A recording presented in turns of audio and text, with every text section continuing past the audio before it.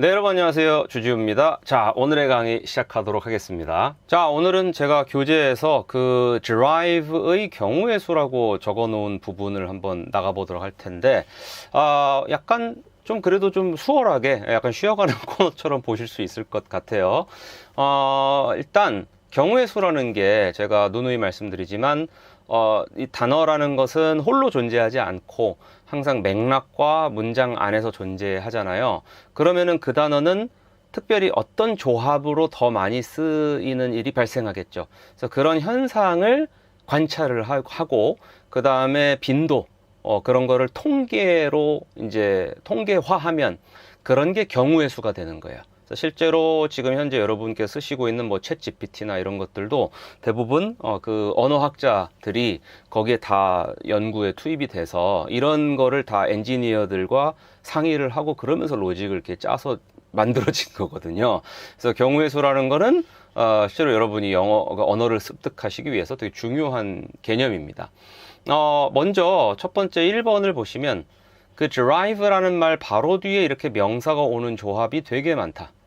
그래서 이제 밑에 제가 뭐라고 써놨냐면 이 구조는 가장 간단하지만 독해나 영작이 쉽지는 않다 이렇게 써놨어요.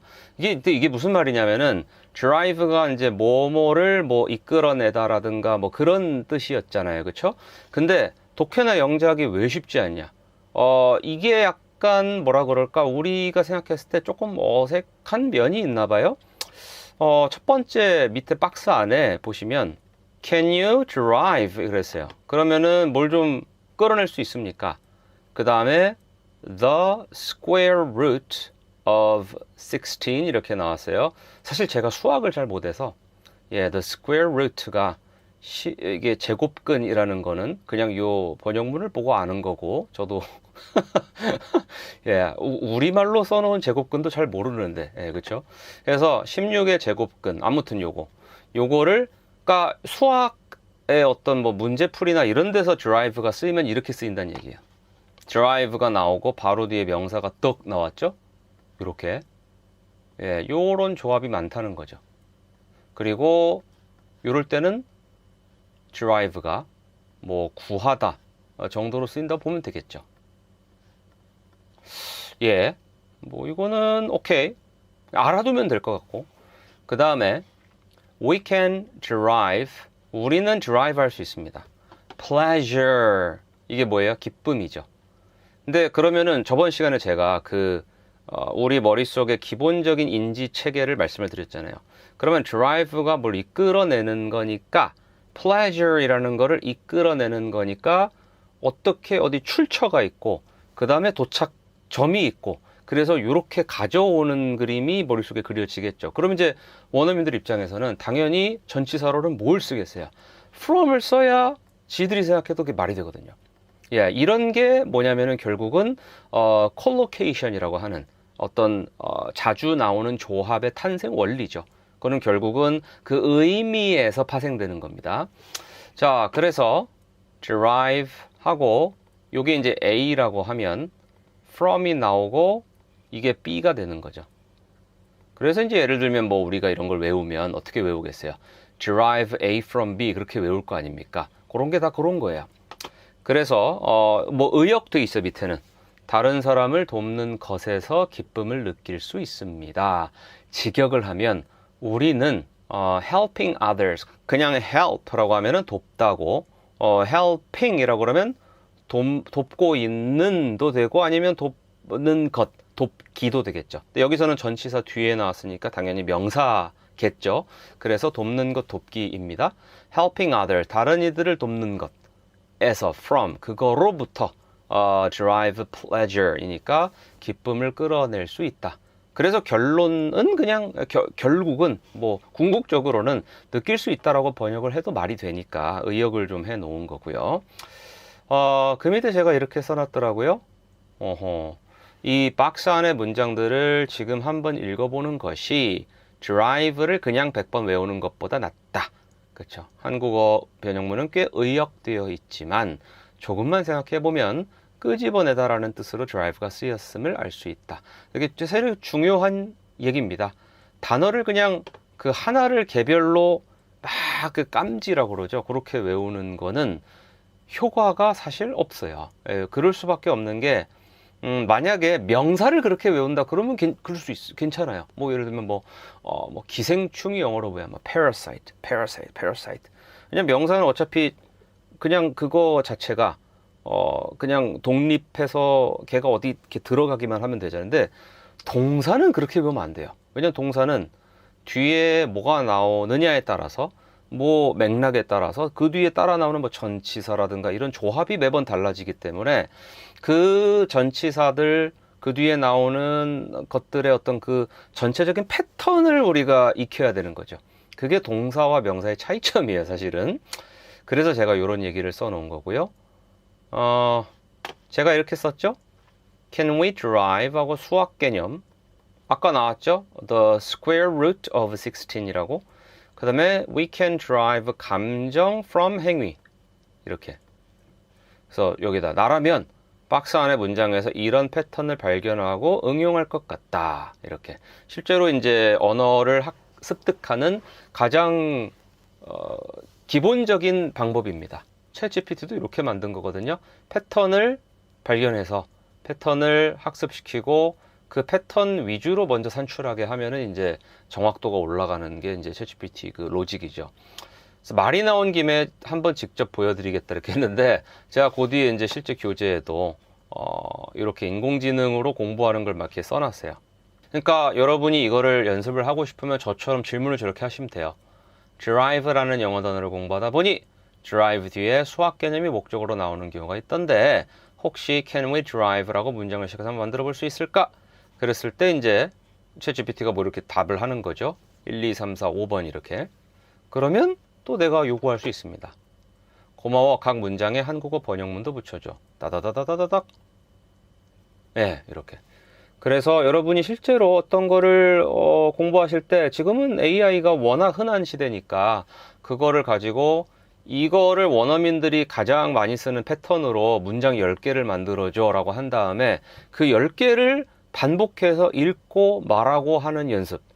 그게 어떻게 보면은 우리 인간의 아날로그 뇌를 저 디지털 뇌를 가진 챗GPT나 AI들처럼 훈련시켜서 가급적 언어 습득을 빨리 하는 그 원리가 되겠습니다. 학습에 적용을 시키시면 정말 좋죠. 자, 2번에다가 제가 이렇게 써놨어요. derive 명사 from 명사. 조금 전 1번의 두 번째 문장에서 나온 구조죠. 아까 문장이 그거였어요. We can derive pleasure from helping others. 이렇게. 근데 너무나 중요하기 때문에 경우의 수 2번으로 정리하겠다. 네, 제가 이렇게 써놨습니다. 그리고 이게 아마 오늘이 이게 18강인데 17강 강의에서 제가 이 얘기를 엄청 많이 했어요. 특정 전치사가 어울리는 경우가 많다. 근데 이거는 너무 당연한 거예요. 왜냐하면 저번 시간에 말씀드렸지만 우리가 기본적으로 우리가 사고하고 인지하는 그 기본 체계가 어떤 방식으로 이루어지냐면은 공간 내의 어떤 것의 운동을 통한 이동으로 모든 거를 이해하는 그 출발점이 그거거든요. 그래서 예를 들면 drive가 뭐 얻어내다 끌어내다예요. 그럼 당연히 얻어내고 끌어낸다라는 거는 우리가 신체적 경험상 항상 출처가 있잖아요. 그러면은 그 출처를 표현을 말로 해야 되니까 from이 나오는 거죠. 그러니까 결과론적인 얘기죠, 그거는. 그래서 제일 중요한 거는 이게 너무 당연하다라는 생각을 하셔야 됩니다. 특정 동사에 특정 전치사가 어울리는 경우가 많다. 이거는 지극히 우리 인간의 신체로 이 지구라는 행성에서 살아오면서 누적된 경험들이 언어에 적용이 된 거예요. 예, 그래서 꼭 요렇게 기억을 하시고 동사를 학습할 때는 항상 뒤에 전치사나 이런 게 뭐가 자주 나오는지 그 패턴을 잘 보셔야 돼요. 그래서 뭐 특정 동사의 특정 전치사는 70% 정도는 거의 예상이 맞아 떨어집니다. drive는 from이랑 어울리는 게 거의 70% 이상 돼요. 한번 볼까요? 보세요. The word pumpkin이라는 단어는 호박이죠. 하고 여기는 수동태를 썼어요. 예, 펌킨이 뭘 끌어내는 게 아니고 펌킨이 어디서 끌어내지는 거라서. 그래서 제가 아마 저번 시간에 또 말씀드렸다시피 이제 학습을 자꾸 하다 보면 요게 또 머리에는 그냥 한 단어처럼 저장이 된다고 그랬죠. 예, is랑 derived랑 from이 따로 저장되어 있지 않고 요 세 개, 요게 하나, 둘, 세 개잖아요, 단어가. 그러면 각각 단어를 이렇게 처리하는 그 영역이 뇌에 있을 거 아니에요? 걔네 세 개가 이렇게 연결이 됩니다. 예, 이렇게 회로가. 그러고 이거를 딱 보면 세 개가 동시에 촥 불이 들어와요. 그러면서 딱 한 단어처럼 인식을 하게 되는 겁니다. 근데 그렇게 되려면 반복이 필요해요, 반복이. 반복이. 그래서 the word pumpkin is derived from, pumpkin은 어디로부터 끌어내어졌습니다죠. The Greek word, 그리스어인 pepon, 이렇게. 예, 두 번째 거. We derive energy from food. 우리는 에너지를 끌어냅니다. food에서, 이렇게. 그리고 내가 이제 이거를 연습을 해보고 싶다 그러면 또 AI를 활용할 수가 있죠. 자, 뭐 요런 경우 제가 책에다 쓸데없는 얘기를 많이 썼는데 원래 어렸을 때 꿈이 그 작가가 되는 거였어요. 예, 근데 살다 보니까 어떻게 작가는 작가인데 그 영어랑 언어학 책만 계속 쓰는 작가가 됐고, 어렸을 때 꿈은 이제 문학 같은 걸 하고 싶었었는데 어쨌든 저는 책을 좋아해요, 실제로. 예, 그래서 글 읽으면 좀 영감도 많이 받고 그런 편이에요. 그래서 뭐 일단 말이 나온 김에 나는 그래서 영감을 많이 받는다를 한번 영어로 해보겠습니다. 그럼 제가 초보자라고 가정하면 아마도 I derive 영감 from 글, 이렇게 패턴을 잡겠죠. 그 다음에 사전을 찾아보고 영감이란 단어는 금방 찾을 겁니다. inspiration이라고 나오거든요. 예, 이거 쓸데없는 얘기를 했네. 아재 개그죠. 저도 나이가 들은 거예요. 그 다음에 이 글이란 단어를 딱히 뭐라고 해야 될지 모르겠어요. 그러면은 그냥 요렇게만 챗GPT에 입력을 하셔도 알아서 짜주겠죠. 제가 실제로 이렇게 해서 캡처해서 교재에다 넣는 거죠. 예. 자, 글 자리에 무슨 영어 단어를 넣어야 좋을지 모르겠지만, 그러자 이제 챗GPT가 대답을 해줍니다. 뭐 이런 식으로. 글을 영어로 표현하면은 writing이나 literature들을 사용할 수 있다. 그래서 고전 문학을 읽어서 영감을 얻으면 I derive inspiration from reading classical literature 이라고 하면 된다. 좋죠. 아하. 자, 그리고 3번 볼게요. 요거 아까 봤죠? 펌킨은 그리스어 페폰에서 유래되었다. 그래서 요렇게. 그다음 제가 아까도 말씀드렸지만 왜 공부에서는 반복이 중요하냐? 지금 요게 세 단어잖아요, 분명히. 그래서 비동사, derived라는 수동 완료 분사, 그리고 from이라는 전치사. 처음에는 이렇게 들어가지만 이거를 반복해서 쓰고 읽고 듣고 말하고가 반복되면 어떻게? 얘가 저장돼 있는 뇌에 어떤 영역이 있고, 얘가 저장돼 있는 어떤 뇌의 영역이 있고, 얘가 저장돼 있는 어떤 뇌의 영역이 있는데, 얘랑 얘 그 세 개가 영역이 서로 이어지기 시작하고 나중에는 이거를 보면 어떻게? 한 번에 촥 불이 들어와요. 세 개가 동시 작동합니다. 예, 그러면은 그게 한 단어처럼 뇌에서 인식을 하는 거죠. 우리 뇌는 그렇게 돼 있어요. 철저하게. 자, 그래서 주어랑 be derived from 명사. 오케이. 자, 요거 되게 중요합니다. 볼까요? The word university, 대학이라는 단어는 is derived from. 만약에 여러분이 글을 읽는데 이제 이게 한 번에 촥 눈에 들어온다 그러면 그 세 영역이 동시에 점어가 되는 겁니다. 촥 이렇게. The Latin word universitas, 예, universitas 아마 이렇게 읽겠네요. 그래서 거기서 유래되었다 이거고. 그 다음에 her inspiration 마찬가지죠. 이제 이게 익숙해지면 어떻게? 세 군데가 연결돼서 한 번에 촥 불 들어온다. 이렇게 그때까지 반복을 하셔야 된다는 겁니다. 그녀의 영감은 nature, 자연에서 얻어집니다. 좋네요. 그래서 이제 저한테 적용을 하면 My inspiration is derived from 책. 예, 이렇게 할 수가 있죠. 책에다가 아까 우리 챗GPT가 알려줬었던 그거를 한번 넣어보면은 이렇게 되겠죠. My inspiration is derived from reading classical literature. 내 영감은 고전 문학 읽기에서 얻어진다. 이렇게. 여러분도 한 번씩 꼭 해보시라는 말을 꼭 당부를 드립니다. 공부는 내가 능동적으로 할 때 효율이 훨씬 높습니다. 그래서 강의를 들으시면은 꼭 저기서 뭔가 시키는 게 있어. 뭔가 저거 괜찮은데 싶은 게 있어. 그러면은 그냥 해보세요. 해보고 이거 막 감도 좀 잡고 이렇게 하면서 우리 뇌가 그 자극을 받고 감각을 갖고 그런 식으로 하게 여러분이 스스로 노력을 많이 해주셔야 됩니다. 네, 좋아요. 오늘은 어쩌다 보니까 공부에 대한 잔소리를 엄청 많이 했네요. 뭐 중요한 거죠. 예, 또 이런 게 여러분께 도움이 될 거라고 봅니다. 자, 다음 시간에 이제 드라이브의 여러 가지 패턴이나 이런 거를 한번 또 빈칸 채우기나 이런 걸 통해서 프랙티스를 해보는 시간을 갖도록 하겠습니다. 자, 여러분 진심으로 감사드립니다. 안녕히 가세요. 네, 여러분 안녕하십니까. 자, 오늘의 강의 시작하도록 하겠습니다. 자, 이제 그 derive 연어 collocation. 연어가 곧 collocation이죠. 이제 어떤 말과 자주 쓰이는지를 이제 쭉 보면서 이제 사실상 derive를 마무리하도록 하겠습니다. 먼저 지금 보시면 derive는 역시 from이라는 말과 참 잘 어울릴 수밖에 없다라고 지지난 강에서 누누이 제가 강조를 하고 있지요.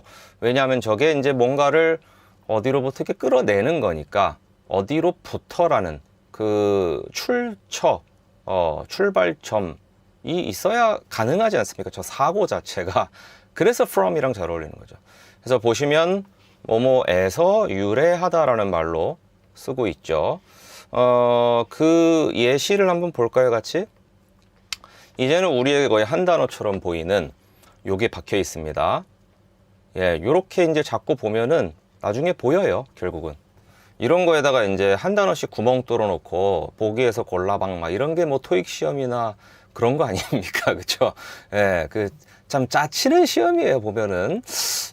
아무튼, the word coffee라는 단어는 이렇게 되는 거죠. 보통은 이제 뭐뭐라는 단어는 이라고 할 때 이렇게 많이 써요. 그래서 여러분 이렇게 알아두세요. the word 땡땡땡. 예, 오케이. 그래서 예를 들면 학생이라는 단어는 이렇게 얘기하고 싶다 그러면 the word student. 이렇게 말씀을 하시게 됩니다. 그래서 the word coffee is derived from. 자, 이제는 이제 한 단어처럼 보이셔야 돼요. 뭐뭐에서 유래한다 이라고 현재형으로 해석하셔도 무리는 없고요. 그 다음에 보통 우리말에서는 이게 이미 유래가 되어서 그 결과적 상태를 그냥 현재 시제로 얘기를 하는 거니까 유래했다라고 하는 게 한국어로는 조금 자연스러운 것 같아요. 그래서 유래했습니다로 번역이 밑에 돼 있죠. 어디로부터 유래했습니까?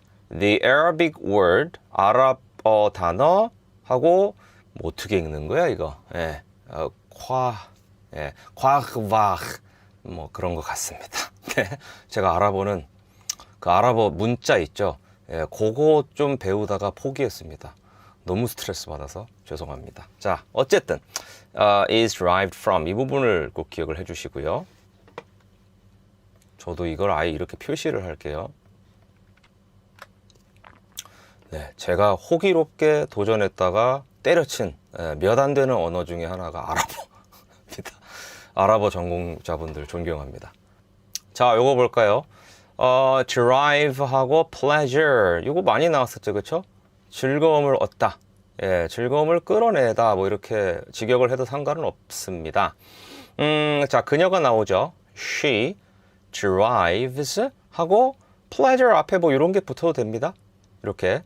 그리고 요럴 때 이제 관사 물어보시는 분들이 있어요. 근데 이 관사라는 게 기본적으로 이 어라는 관사 있죠. 어는 원래 원에서 기원했어요. 예, 원에서 기원했습니다. 그러니까 실제로 하나라는 뜻이에요. 하나. 그래서 이제 원래 어라는 단어의 가장 기본 의미는 한 땡땡땡입니다. 그리고 한 땡땡땡이면 일반적으로 이제 특정해서 화자와 청자가 공유하는 무언가가 아니고 어떤 뭐뭐뭐겠죠. 그래서 이제 부정관사 어를 어떤 한이라는 한국어와 대응시키면 상당히 많이 맞아요. 한 90몇 % 이상은 거의 이렇게 보면은 맞아요. 근데 이제 이런 거가 문제예요. 봐봐요. pleasure도 명사 아닙니까? pleasure이 이제 뭐 즐거움이잖아요. 그럼 이제 사람들이 고민을 하죠. 잠깐만, 즐거움은 셀 수 있나? 셀 수 있으면 보통 사전에 C라고 써 있고, 그 다음에 셀 수 없으면은 UC라고 써 있어요. uncountable 이렇게. 어느 쪽인가? 사실은 센다라는 행위를 생각해 봐요. 센다라는 행위는 물질에만 할 수 있는 거예요. 물질 중에서도 어떤 물질이냐면 셀 수 있을 정도의 크기를 가지고 있고, 또 하나 정말 중요한 겁니다. 잘 들으세요. 세는 게 의미가 있어야 돼요. 세는 게 의미가 있어야 됩니다. 그러니까 이게 무슨 말이냐면은 실제로 현재 제가 지금 가을 학기죠. 가을 학기 대학원 수업 듣는 현재 저희 주임 교수님 수업에서 실제 어제 나왔던 예시를 제가 보여드릴게요. 예, 촬영 날 기준으로 어제 gold nugget. 너겟이란 단어는 다들 아마 치킨 너겟 때문에 아실 것 같은데, 요게 덩어리죠. 덩어리. 자, 일단은 금덩이, 알겠죠? 금덩이. 그 다음에 자, gold 하고요. 이거 어때요? gold dust.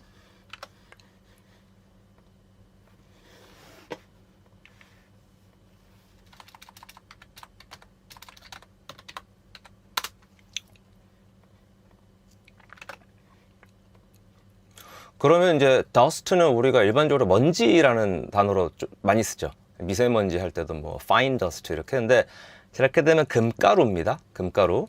근데 여기서 이제 우리가 아까 나눴던 그 대화를 잘 기억해 봐요. 일단 셀 수 있을 정도의 크기를 가져야 된다. 그 차원에서 금 덩어리와 금 가루 어떤 것 같아요? 그 다음에 또 하나, 세는 게 의미가 있어야 됩니다. 근데 이 금이라는 거를 채굴하던 사람이 이제 최초에 이 사람 입장에서 한번 생각해 봅시다. 금을 덩어리로 막 나오던 그 서부의 개척 시대가 있었잖아요, 미국에서. 그러면 그때 뭐 흔들면 금이 나와요. 그때 금 덩어리는 아마 셌을 거예요. 근데 너무 조그만 금 가루는 세는 것 자체가 의미가 없지 않았을까? 그렇죠? 그러니까 이런 인간의 생각이 실제 세계에 반영이 됩니다. 그래서 세고 못 세고는 그 과학적인 잣대를 들이대면 안 돼요, 언어에서. 특히 영어처럼 세고 못 세고가 중요한 언어들은요, 그런 생각을 하면 안 됩니다. 얘네가 인지적으로, 그 다음에 문화적으로 당시에 세는 행위가 가능했고 의미가 있었으면 보통 세고요. 그 다음에 세는 행위가 어려웠고 세봤자 별거 없었어. 예, 의미가 별로 없어 이게. 그러면은 안 셉니다. 그럼 그게 세대를 거듭하면서 굳어져요, 언어에서. 그럼 어떻게 되냐면, 당연히 금덩이는 대부분 세는 걸로 세는 걸로 굳어졌겠고요. 그 다음에 금가루는 아니 뭐 그걸 뭘 세냐 이렇게 굳어졌을 겁니다. 이게 가산불가산의 사실은 정확한 원리예요. 그래서 우리가 물 같은 거 못 세지 않습니까? 근데 생각해봐요. 물을 방울로는 셀 수 있죠. 그렇잖아요. 그러니까 물 방울이란 말은 또 따로 있잖아요. water drop 이렇게, a water drop 이렇게 얘기할 수 있거든요. 그러니까 물이 방울로 이렇게 돼 있으면은 그걸 세는 거는 뭔가 셀 수도 있고, 그 다음에 의미도 있었나 보죠. 그러면은 셉니다. 근데 물이라는 거를 전체로 이렇게 봤을 때는 그거를 사람이 센다는 거는 정말 그 물리학자가 원자를 세는 행위야 가능하겠지만, 그것도 세서 뭐합니까, 그쵸? 그 다음에 그러면 즐거움이라는 걸 생각해 봐요. 즐거움이라는 거는 애초에 물질이 아닙니다. 그럼 못 세야 맞지 않습니까? 근데 사람이 이런 경우가 있어요. 예를 들면은 맹장 수술을 예로 들어볼까요? 그 맹장 수술이라는 것은 그 자체로 만질 수 있는 어떤 물질인가 아닌가? 엄밀히 따지면 맹장 수술이라는 거는 개념이에요. 그렇잖아요. 맹장수술 하면 떠오르는 뭔가가 있는데 그거는 어떤 전체 과정을 다 포함한 사건이죠. 이벤트지. 그렇죠? operation이지. 그게 뭔가 thing이 아니라는 거죠. 그래서 원래는 못 써야 맞아요. 근데 이거를 맥락에 따라서 1번, 2번으로 제가 설명을 좀 드리면 맹장 수술은 맹장을 제거하는 일련의 과정을 가리킨다. 이렇게 얘기를 했어요. 그러면은 여기서 맹장 수술이라는 거를 과연 셀 수 있느냐? 어려울 겁니다. 아니 그냥 추상적으로 그런 개념을 가리킨대잖아요. 근데 이거 어때요? 오늘 아침 맹장 수술은 참 어려웠다. 이때는 엄밀히 따지면 오늘 아침에 실제로 집도했던 맹장 수술을 가리키고 있어요. 그래서 이럴 때는 셀 수 있어요. 그렇죠? There was a 맹장 수술 this morning 이런 식으로. 그래서 세고 못 세고에서 이 특히나 추상 명사들, 그렇죠? 물질 명사 말고 그 추상 명사들은 화자가 이거를 어떤 맥락에서 쓰는지가 되게 중요합니다. 그러면 이거 pleasure도 마찬가지인 게 일반적으로 감정 그 자체를 나타낼 때는 당연히 못 세야 돼요. 아이고 즐거움이 마음에서 두 개가 있다. 이거 이상하잖아요. 그렇죠? 그런데 즐거운 경험을 얘기할 때는 셀 수 있잖아요. 야 진짜 그때 너랑 롯데월드 갔던 거 그거 진짜 정말 내 인생 최고 즐거움이었어. 이렇게 내 인생 최고 즐거움이었어. 그 경험 하나를 탁 집어서 즐거움이라는 걸로 딱 그죠? 그런 경우는 셀 수 있죠. 근데 여기서는 봐봐요. 그녀는 그림 그리는 것에서 큰 즐거움을 얻습니다. 그럼 이제 그녀가 그림 그리는 게 아마 취미일 거고, 그 다음에 그거를 그냥 일반적으로 즐기는 사람이겠죠. 예, 매일매일 이렇게. 그러면 그때 이 pleasure를 센다는 거는 사실 어려워요. 그렇죠? 이걸 딱 분절해내기가 힘들잖아요. 그러니까 어나 이런 게 안 붙는 게 자연스럽다고 느끼는 거죠. 영어 원어민들이. 그러다 보니까 그냥 그렇게 관사가 없는 겁니다. 이렇게 이해를 하시면 참 마음이 행복합니다. 왜 행복하냐면 보통 저런 걸 설명을 듣기가 어려워. 그래가지고 뭐야 얘네들은 뭐 이렇게 못 세는 것도 막. 근데 자세히 들어가면 안 그래요. 다 이유가 있어요. 예. 자, 그 말씀을 드렸는데 요런 게 나오네. 지금 보니까 봐봐요. derive a conclusion 이렇게. 결론이란 것도 사실은 물질이 아니에요. 그렇죠? 그런데 개념이지만 결론이라는 거를 우리가 보통 어떻게 쓰는지를 생각을 해보면 어떤 합치된 하나의 공동 의견을 딱 특정할 수가 있거든요. 아주 세부적으로 정확하게. 그러면은 그런 것은 세는 걸로 우리 머리에서 인지를 하는 겁니다.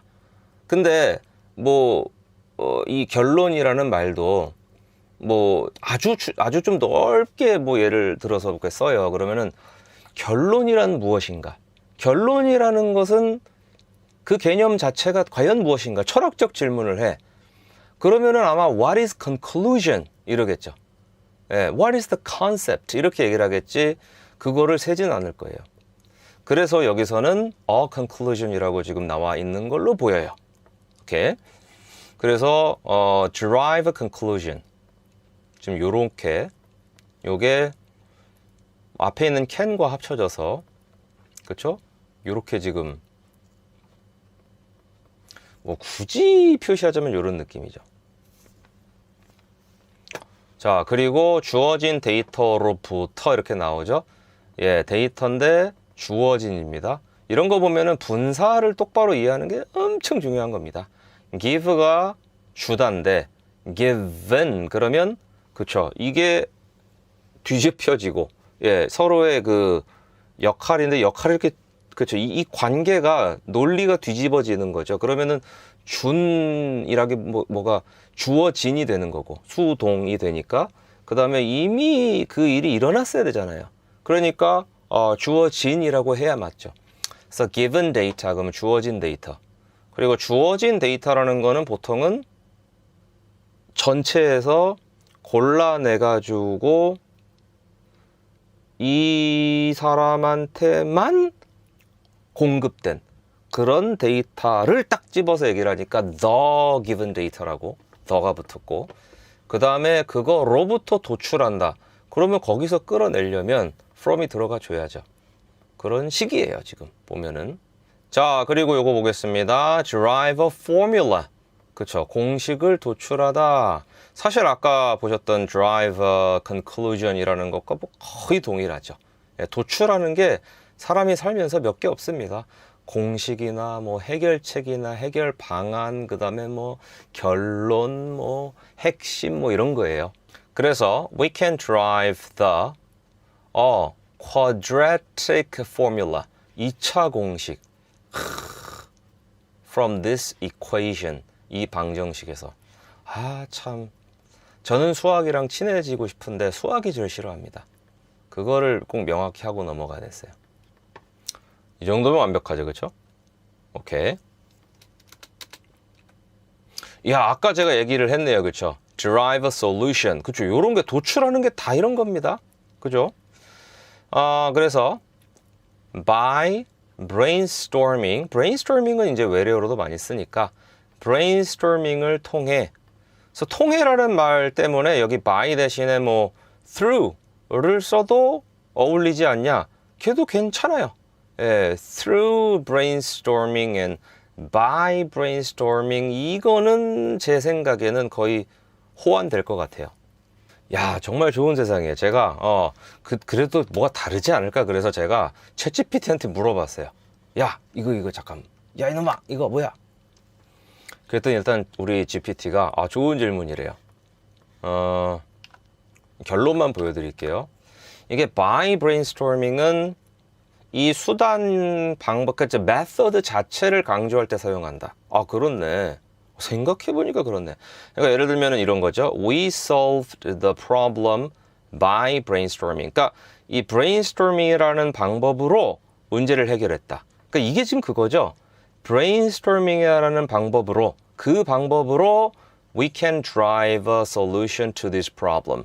이 문제에 대한, 참고로 조심하셔야 될 게 이제 문제에 대한이라고 하면 about 생각하는데 solution은 거의 관습적으로 뒤에 to가 나와요.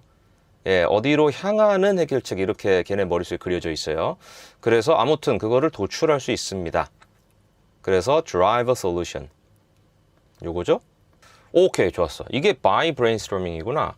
특정 결과를 얻는데 사용된 수단에 집중. 자, 그러면은 through brainstorming은 뭐냐면 process랑 path를 강조. 그렇네. 그러니까 예를 들면 봐봐요. We came up with new ideas. 우리는 새로운 아이디어들을 떠올렸는데 through brainstorming. brainstorming을 거치는 과정에서 결과가 나오기까지 거친 과정이나 절차에 집중. 그렇네요. 예, 그래서 차이가 요약이 이렇게 돼 있네요. 방법을 강조, 과정을 강조. 문맥에 따라서도 그렇고. 혹시 제가 뭘 해드릴까요? 그것까지 네가 하면 나는 뭐 해먹고 사냐? 시끄러! 요렇게 일단 정리하도록 하겠습니다. 챗GPT를 잘만 쓰면은 진짜 많은, 저는 이제 공부할 때 이제 정말 이게 옆에 똑똑한 친구가 있었으면 좋겠는데 물어볼 사람이 없을 때는 이렇게 한 번씩 써요. 요렇게 하면은 AI와 인간은 공존할 수 있습니다. 갑자기 이상한 얘기는 죄송합니다. 넘어갈게요, 빨리. 자, 그 다음으로 이제 요게 나오네요. derive benefits. 이렇게. benefits은 거의 항상 복수로 씁니다. 예, 아마 셀 수 있는 어떤 그런 인지 과정이나 어떤 역사적 뭐가 있나 보죠. 그래서 derive benefits, 이익을 얻다. 볼까요? Companies can derive benefits. 여기 나오죠. From, 하고 당연히 from이겠지, 그치? drive from도 같은 연어고 drive benefit도 같은 연어죠. 당연히. 예, 그래서 derive benefits from implement가 이제 뭔가를 도입해서 실행하는 거. sustainable practices. 그렇죠. sustainable 요게 요즘 글로벌한 단어 아닙니까? 지속 가능한. 그렇죠. 지속 가능한 성장을 언제까지 할 수 있을 것인가? 지구가 망가져 가는데 제 생각에는 올 여름 날씨를 보니까 이미 망한 것 같아요. 자, 어쨌든 practice라는 거는 꼭 굳이 훈련 연습이라기보다는 뭔가 실행, 실천, 그 다음에 실무 등등을 광범위하게 가리킵니다. 그런 개념으로 보시면 좋아요. 그래서 복습하시기 편하게 제가 표시는 이렇게 하겠고요. 자, 이거 볼까요? derive satisfaction. 그쵸? 오케이. 이것도 만족감이라는 거는 원래 안 세는 경우가 대부분이겠죠? 근데 이제 어떤 상황을 딱 만족감이라고 지칭을 내가 굳이 해야 된다 그러면은 the satisfaction이라고 하는 경우 또는 there was a satisfaction이라고 하는 경우가 왜 없겠습니까? 언어인데 언어는 수학이 아니잖아요. 그렇지만 여기서는 뭐 그런 경우는 아닌 것 같고 people derive satisfaction okay, from helping others. drive from 잘 어울리죠? 만족감을 얻습니다. 이렇게.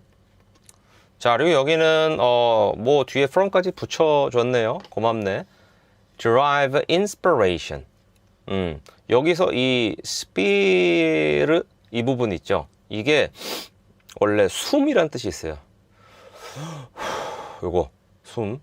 그래서 이제 아마 그 영혼이라는 spirit도 여기서 나온 걸로 저는 알고 있는데 in이 이제 어디 안으로죠. 그래서 어디 안으로 숨을 불어넣는 거를 영감을 준다라고 그래요. 그래서 이걸 명사화하면 inspiration, 영감이 되고요. derive inspiration, 그래서 영감을 받는 거죠. 얻죠? from, 어디로부터. 그래서 이렇게 표시하겠습니다. artists, 예술가들은요, often, 자주, 종종 derive inspiration from 뭐뭐로부터 영감을 얻습니다. 보통 주변 환경이라고 할 때 어려울 거 없어요. surroundings 저렇게 진짜 많이 씁니다. 우리가 환경이라고 하면은 보통 environment를 먼저 떠올리잖아요. 근데 이제 그것도 물론 쓰지만 그 뭐라 그럴까 그냥 주변 상황이라고 우리가 일반적으로 생각하는 것들은 surroundings라는 말을 정말로 많이 쓰기 때문에 요것도 물어봤어요. 짜잔. environment 요거는 추상적이고 전반적인 조건. 그러니까 요런 거네요. 그쵸. 느낌이 오죠. 그쵸? 그러니까 물리적 환경뿐 아니라 요런 거. 그러니까 아까 제가 약간 거꾸로 얘기한 것 같아요. 생각해보니까. 사회적, 문화적, 심리적 맥락까지를 포괄하는 뭐 요런 게 이제 environment. 그래서 보시면 Children need a safe environment. 아이들은 안전한 환경, 조건이 필요하다. 그쵸? 어떤 조건이나 그런 것들, 심리적인 것도 있고. 그런데 surroundings가 실제로 존재하는 사물이나 풍경. 그렇구나. Things around you, physical setting. 아하, 오케이. 항상 복수형으로. 요거 중요하네요. 오케이. 그래서 the house is beautiful. But the surroundings are noisy.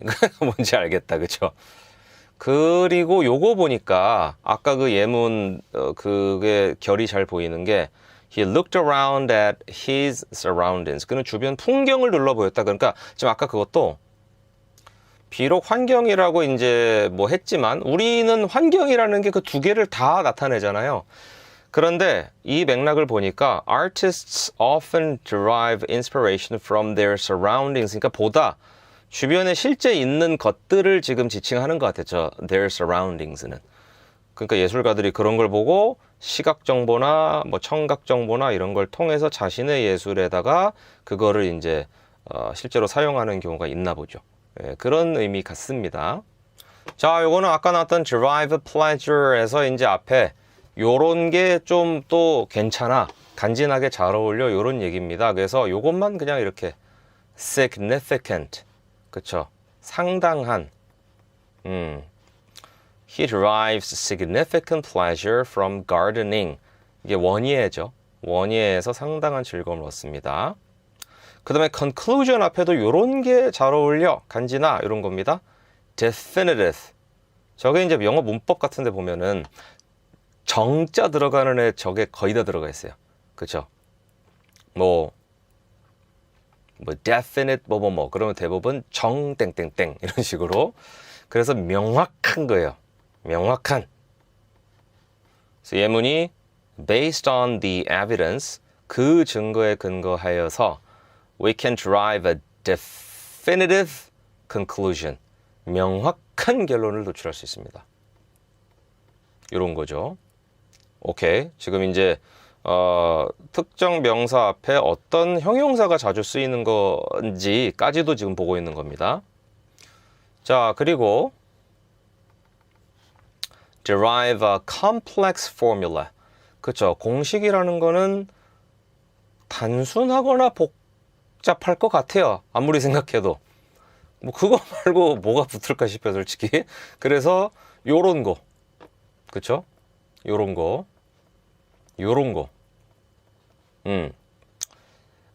advanced. 그렇죠. 요게 이제 그 좀 상향된, 그렇죠. 더 발전한. 그래서 고급이라고 의역돼 있네요. 밑에는 advanced mathematics. 고급 수학 is needed. 필요합니다. to 뭐뭐 하기 위해서는 derive a complex formula from this data. 그렇죠. 이 데이터로부터 그 복잡한 공식을 도출하기 위해서는.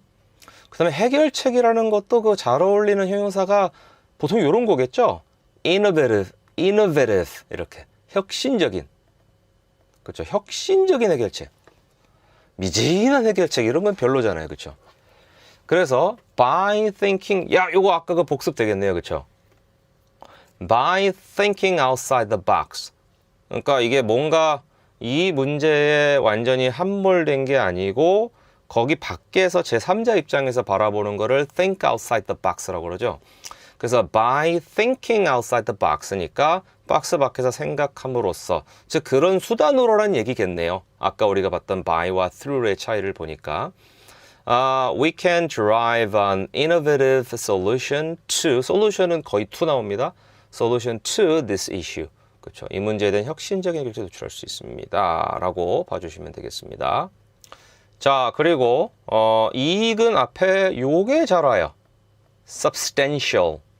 요거는 토익 같은 데도 진짜 어마어마하게 어휘 문제로 막 이거 나오고 맨날 그 토익 시험 하루 전에 막 그런 거 합니다. 예, 토익 데이 원, 뭐 비법, 뭐 특강 막 이런 거 맨날 요거해. 요거 고르세요 이러면서. So firms, 회사들은 can derive substantial benefits, 상당한. 그렇죠. substance가 뭔가 본질이라는 그런 의미가 있죠. essence, 본질. substance, 그럼 뭔가 기저에 있는 원래 본 어떤 그런 물질 그런 건데 어떤 그런 거 같은 느낌이 substantial이니까 원래 그런 건 중요한 거고 양으로 치면은 많은 거겠죠. 그런 의미가 파생이 되잖아요, 이렇게. 그래서 firms can derive substantial benefits from blah blah blah 하고 뒤에는 뭐 한번 읽어보시고요. 그 다음에 만족감이라는 거는 크면 좋겠죠. 그게 이제 immense, 이게 아주 엄청난입니다. volunteering at the local shelter, 지역 보호소에서 봉사하며, 이거 분사구문이죠. 분사구문에 대한 영상은 제 채널에 워낙 많기 때문에 한번 제 채널에서 분사구문 또는 유튜브에서 지후영어 분사구문 이렇게 검색을 해보시면 그냥 막 튀어나올 겁니다. 꼭 봐주세요. She derives immense satisfaction. 네, 좋아요. 자, 마지막으로 빈칸 한번 채워보고 끝냅시다. 자, 보시면 the word coffee 빈칸, the Arabic word kahvah. 커피라는 단어는 아라비아어인 kahvah에서 유래했습니다. 자, 앞에가 주어가 3인칭 단수니까 is를 써주고 그 다음에 derived 하고 from을 해줘야지 어디에서 유래했다가 되겠죠. 그렇죠. 자, 그녀는 그림 그리는 것에 큰 즐거움을 얻습니다. 자, 그러면은 she derive 하고 s 붙여줘야 되겠죠. 이렇게 되면은 derive pleasure from 이라는 표현을 쓸 수가 있고요. 자, 그리고 we can 빈칸 하고 요거를 그 방정식에서 끌어낸다니까 can 되니까 동사 원형 나와서 얘가 들어가면 됩니다. 자, 그리고 by brainstorming we can 빈칸 a solution to this problem. 솔루션은 뒤에 to 나온다고요. 자, 이거를 도출하는 건데 앞에 can 조동사, 동사 원형 와야겠네요. 얘가 정답이겠죠. 자, 그리고 companies can 하니까 동사 원형이겠네요. 이렇게. 그래서 derive benefits from 아예 이렇게 한 단어처럼 기억하시고요. 자, people입니다. 주어가 복수니까 뭐 그냥 이렇게 쓰시면 됩니다. S 안 붙죠. derive satisfaction from 한 단어처럼 기억하시고, 자, 얘도 마찬가지로 주어가 artists 복수니까 예, 이렇게 가겠죠? 그래서 derive inspiration from 정답. 자, 그리고 얘는요, 주어가 he니까 derives겠죠? He derives 하고, 네, pleasure 앞에는 상당한, significant 잘 어울린다. 아까 말씀드렸고요. 자, 그리고 요거 based on the evidence we can 조동사니까 동사 원형이겠죠? 요렇게. 그 다음에 명확한 definitive 그렇죠. 영어 문법에서 정 땡땡땡 할 때 제일 많이 나오는 거. 자, 그리고 요거 advanced mathematics is needed to 이해하기 위해서 to 뒤니까 동사 원형이죠. 요렇게 쓰시면 되겠습니다. 그리고 또 요렇게도 기억해 주세요. 뭐뭐 하기 위해서는 앞에 있는 게 필요하다. 이렇게 be needed to 동사 원형 이렇게도. 자, 그리고 혁신적인 해결을 도출하다 can 뒤니까 동사 원형이겠죠. 혁신적인 은 innovative고요. 여기도 조동사 뒤니까 동사 원형이겠죠. 그리고 benefits는 크면 좋죠. 상당한 이라는 말은 substantial 기억해 주시고, 오늘의 마지막 she. 자, she입니다 여러분. s 붙여주세요. derives 이렇게. 네, 좋습니다 여러분. 자, 오늘 이렇게 해서 강의를 마치도록 하겠습니다. 자, derive가 끝났습니다. 이제 우리는 다음 시간에 또 다른 단어로 넘어갑니다. 여러분 모두 수고 많으셨습니다. 감사합니다. 네, 여러분 안녕하십니까. 자, 오늘의 강의 시작하도록 하겠습니다. 자, 일단은 이제 단어가 바뀌었죠. 네, distribute라는 단어로 바뀌었는데 뭐 이거의 어원이나 뭐 이런 것들은 뭐 교재에 너무나 자세하게 설명을 해놨기 때문에 이제 우리의 목표는 역시 그 영어를 실사용하는 것이니까 거기서 제가 이제 형제 자매들이라고 정리해 놓은 그 부분부터 한번 좀 보도록 하겠습니다. 자, 먼저 이제 distribution이라는 명사형이 있죠. distribute가 뭔가를 분배하다, 배포하는, 그러니까 어쨌든 나눠주는 거거든요. 네, 나눠주는 건데 그거를 이제 어떤 맥락에서 쓰느냐에 따라서 우리가 뭐 그거를 분배라고도 하고 배분이라고도 할 수 있고요, 배포라고 할 수도 있고, 그렇죠. 그러니까 그거는 이제 우리가 이제 번역을 할 때 좀 알아서 잘 찾아가야 되는 그런 부분입니다. 그래서 문장을 한번 볼 텐데 지금 보면은 요렇게 나와 있죠. 자, the distribution of resources라고 나와 있습니다. 당연히 이제 이런 거 해석하실 때 땡땡의 땡땡 이렇게 하잖아요. 그렇죠? 그래서 이거를 그대로 직역하면은 자원의 분배가 됩니다. 근데 이제 한국어에서는, 자연스러운 한국어는 의가 안 들어갈 때가 많아요. 그래서 자원 분배 이렇게만 하는 경우도 있죠. 그래서 이제 역으로 제가 팁을 드리고 싶은 거는 자원 분배라는 말을 내가 영어로 옮기고 싶은데, 그죠? 근데 이게 딱 정확하게 단어가 뭐지? 이럴 수가 있잖아요. 그럴 때는 거꾸로 이렇게 뒤집으면 거의 말이 돼요. 그러니까 분배를 먼저 쓰고 그 다음에 of를 쓰고 자원을 쓰는 거예요. 예, 그래서 제가 뭐 여러 가지 뭐 제 교재나 이런 데도 팁처럼 많이 써놓곤 했는데 실제로 그렇습니다. 그래서 만약에 이제 영작을 하시는 분들이 이런 고민을 가끔 하신다면은 좀 도움이 되지 않을까 싶어요. 그래서 여기서는 자원의 분배라고 되어 있죠. 이 부분입니다. 그 다음에 뒤에 보니까 재밌네요. 왜냐면은 fair and equitable 이렇게 나와 있어요. fair이라는 게 이제 공정한에 가까워요. 우리가 공정하고 공평한 게 약간 차이가 있죠. 그러니까 공정하다는 거는 노력한 만큼의 결과, 그런 거잖아요. 그렇죠? 그러니까 이게 뭐 오차범위 내에서 그래도 어느 정도 예측 값에 맞을 때 그걸 공정한이라고 그러고, 공평한 거는 똑같이 나누는 거죠. 그렇죠? 예, 그런 차원에서 두 개가 나눠져 있으니까 영어도 이제 그거를 각각 fair이랑 그다음에 equitable 이라고 나눠놨습니다. 저 equitable 저거는 이제 요 부분 있잖아요. 요게 이제 우리가 equate라는 단어가 있는데 그게 이제 두 개를 등치시키다는 뜻이에요. 아마 남미 국가 중에 에콰도르라는 국가가 있는데 거기가 그 적도랑 딱 그 맞아요. 예, 그래가지고 적도랑 정확하게 딱 등치되는 위치에 있어가지고 그거를 이제 스페인어로 equate 이렇게 발음을 안 하고 에콰도르라고 하는 거예요. 그래서 이제 그런 식의 단어입니다. 그래서 그러할 수 있는 뭐 그런 말이죠. 자, 이 정도면은 됐고요. 그 다음에 이제 형용사형으로 distributive라는 단어가 있습니다. distributive. 분배의 이런 말이죠. 제가 아까 그 말씀 드리길 잘했네요. 왜냐하면은 그 의라는 말이 한국어에서는 잘 안 들어갈 때가 많다고 그랬는데 실제로 그렇습니다. 보세요. 짜잔. 제가 수학을 잘 못해서 죄송합니다. 그 distributive property of multiplication over addition. addition이 덧셈이고요. multiplication이 곱셈이에요.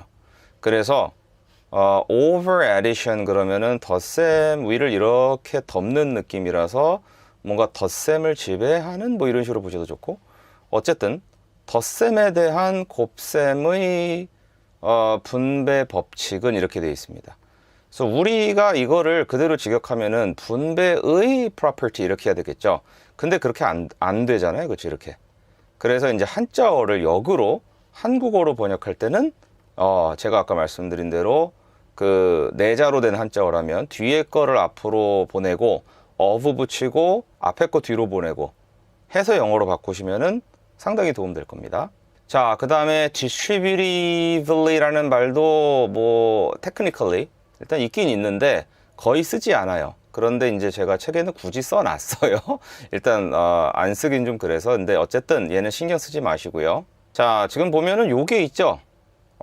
The organization is distributing food to the needy. 이렇게 needy라는 말은 이렇게 보시면 이게 경제적으로 어려운 궁핍한 어려운 사람들, 어쨌든 형용사죠. 그래서 우리가 학교 다닐 때 다 배웠던 그 문법 기억나시죠? 더 플러스 형용사는 보통 뭐 복수명사 이런 거. 그래서 the needy라고 하면은 필요한 사람들입니다. 뭔가를 필요로 하는 사람들. 자, 그리고 이제 여기 보시면은 is distributing 이라고 나와 있죠? 그럼 이거 자체가 뭐겠어요? 배포하고 있습니다. 우리가 이거를 뭐라 그럽니까? 네, 진행이라고 그러죠. 엄밀하게 따지면은 진행이라는 것은 시제가 아니고요. 시제는 보통 그 시간의 축 있죠. 이제 영어로는 time axis라고 하는 거기다가 점을 찍어서 이제 발화 시점, 현재 내가 발화하는 시점 기준으로 그보다 전을 보통은 past, 과거라고 하고 그보다 이후를 이제 future이라고 하는 거고요. 상이라는 거는 그거랑 관계없이 그 사건, 뭐 이벤트, 뭐 이런 거, 의 어떤 그 모습이 어떤가 하는 거예요. 그것의 모습이 어떤가, 그 내부의 어떤 진전 그 느낌, 뭐 이런 거, 그거의 모양이 어떤가 하는 거에 가깝습니다. 그래서 이제 요게 되게 재밌는 게, 이거를 만약에 이렇게 쓰잖아요. 봐봐요. 이렇게 쓰고, 한국어로 하면 이렇게 되죠? 뭐, 이렇게 배포합니다. 이렇게 되겠고, 그 다음에, 그럼 이 두 가지 문장이 어쨌든 다르긴 다르죠. 근데 어떻게 다른가 하는 건데, 예를 들면은 지금 이거는 지금 단순 현재로 썼죠. 그러면은 이거는, 그 음식을 배포하는 것이 예를 들면은 그 조직이 빈번하게 하는 또는 정기적으로 하는 뭐 그런 거예요. 그러면은 이거는 우리 인간이 이거를 실제로 머릿속에서 그릴 때는 이거를 전문 용어로는 이게 maximal viewing frame이라고 그래요. 그러니까 쉽게 말해서 이제 카메라를 줌 아웃을 쭉 해가지고 전체를 한꺼번에 보는 그런 느낌이죠.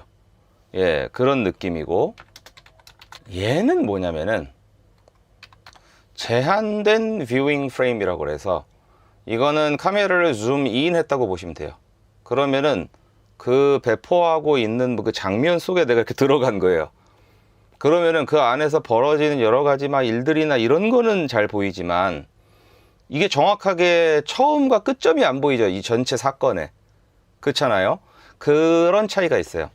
그래서 이렇게 단순 현재 썼을 때랑 현재 진행 썼을 때랑 이렇게 한국어로 번역하면 이렇게 되죠. 이게 실제로 인간의 머릿속에서는 어떻게 처리되냐면 이렇게 처리되는 거예요.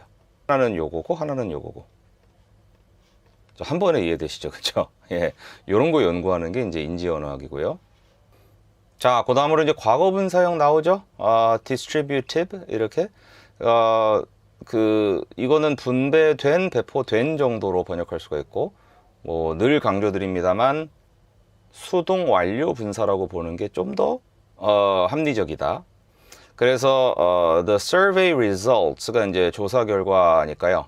그것이 뭐뭐 되었다라고 이제 나오죠.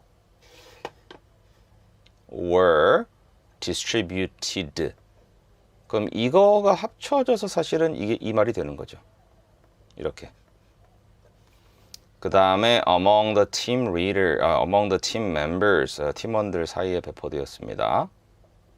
이것도 마찬가지로 진행으로 만들잖아요.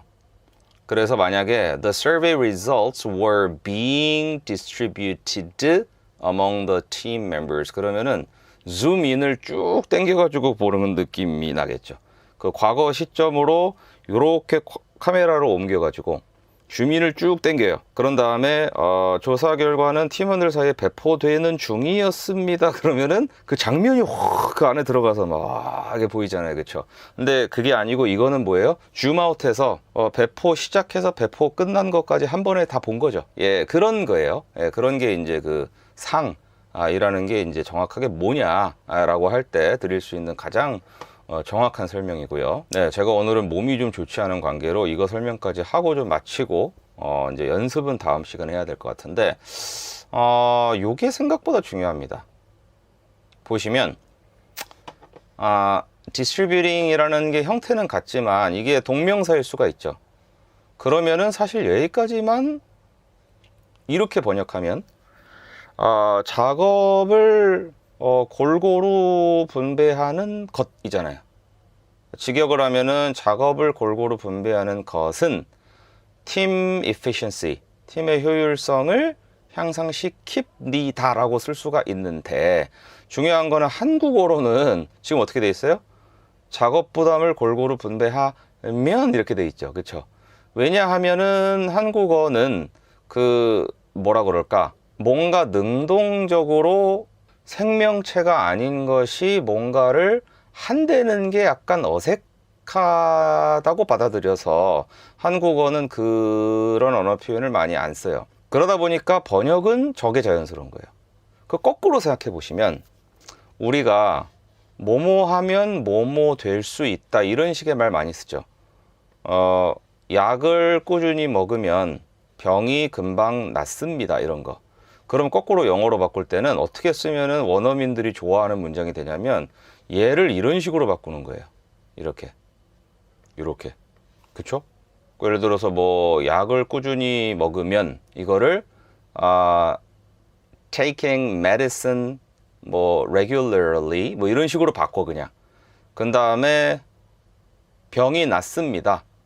예, 그 뒤에 나오는 말이 그러면 그냥 그 병을 낫게 합니다. 그럼 돼요. heals 또는 뭐 make you get better soon 뭐 이런 식으로 이렇게 바꾸면은 영어 원어민들이 봤을 때는 그들이 쓰는 뭔가 그런 표현에 가깝죠. 네, 그래서 요런 팁을 좀 드리도록 하겠습니다. 그렇게 좋습니다, 여러분. 오늘 뭐 짧지만 굵었죠? 예, 특히나 상이라는 거에 대해서 잘 처음 이해하셨을 수도 있습니다. 자, 다음 시간에 본격적으로 제 건강 잘 회복하고 또 좋은 영상으로 찾아뵙도록 하겠습니다. 여러분 감사합니다. 네, 여러분 안녕하십니까. 자, 오늘은 distribute가 만드는 경우의 수를 보도록 하겠습니다. 자, 여러분 보시면 distribute가 만들어내는 경우의 수라고 나와 있죠. 일단은 이 단어를 쓸 때 보통 어떤 것들과 같이 조합이 되는가, 사실 이게 진짜 중요한 거죠. 그게 다라고 할 수도 있어요, 언어에서는. 자, 그래서 이제 보시면 먼저 distribute 바로 뒤에 명사가 바로 나올 수가 있죠. 이건 너무 쉽지 않습니까? 그래서 뭐 예를 들면 can you distribute these flyers 라고 하면은 이 전단지들을 나눠주실 수 있습니까? 라고 얘기를 하는 거고요.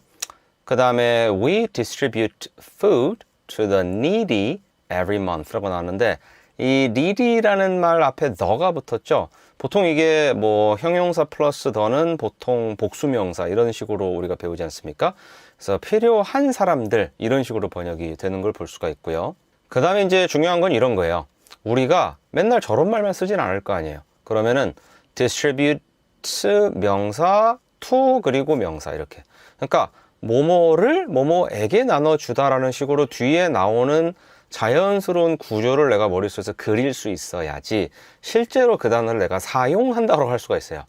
그냥 distribute는 분배하다 이래버리면 그거 뭐 언제 써요, 그쵸? 그래서 지금 이것도 이제 우리가 학습을 할 때 보세요. The teacher distributes라고 나왔죠? 그러면은 A가 어딥니까? 지금 요거예요. The test papers 이렇게. 시험지 요게 A고요. 그 다음에 to 뒤에 나오는 the students가 B죠. 이런 식으로. 그래서 여러분 아예 제가 이렇게 표시를 하겠습니다. 지금부터. 자, 여러분 아시겠죠? 자, 그러면 두 번째도 봐봐요. the charity 여기서는 자선단체라는 뜻으로 쓰였고요. distributes 하고 A가 이거죠. 그리고 B가 뭐예요? 그렇죠, 저거죠. homeless people 이게 B입니다. 그렇죠. 그래서 이제 항상 이런 식으로 우리가 distribute라는 단어를 뭐 보거나 들었을 때 뒤에 어떤 말이 어떤 식으로 나올지 그 뭔가 반복되는 구조를 그려낼 수 있는 것이 우리의 학습 목표여야 합니다. 그 점을 꼭 기억을 해주세요. 자, 그리고 이제 요런 거를 알아둬야지 우리가 이제 글을 쓸 때 편해요. 왜냐하면은 우리도 왜 뭐뭐가 어떻게 나눠질 거다, 분배가 될 거다 이런 말을 자주 쓰잖아요. 그거를 그때마다 이걸 영어로 어떻게 쓰지라고 고민하지 말고 그게 뭔가 머릿속에 그 말은 이거를 쓰면 된다는 식으로 되게 가깝게 붙어 있어야 되거든요. 그래서 지금 보시면 비동사가 있고 pp가 쓰인 걸로 봐서 이거는 수동태를 쓴 거죠. 그럼 주어 자리에 실제로 나누어지는 애를 쓰고 걔가 분배된다라는 말을 쓰고 그 뒤에는 보통 누구 사이에 각각에게 분배가 되겠죠. 그러면 among이나 뭐 조금 격식 있게는 amongst라고 해놓고 뒤에 이제 복수 명사를 쓰게 됩니다. 자, 보시면 자, the profits 이익은 하고 여기는 아예 이렇게 썼죠. will be distributed 이렇게. 그러면은 분배가 될 것이다 합니다. 그래서 요렇게 아예 한 단어처럼 기억을 하시는 게 좋죠, 제일. 이렇게. Okay, so something will be distributed among 누구 이런 식으로. 그래서 보시면 the profits will be distributed among all the shareholders. shareholders가 저거죠, 주주. 주주들. 주식하시는 분들 계시죠, 그렇죠? 좋은 문장입니다. 그 다음에 이거 되게 좋네요. The responsibilities, 책임.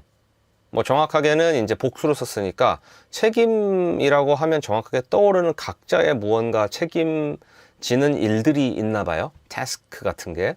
그래서 the responsibilities are 하고 evenly가 공평하게입니다.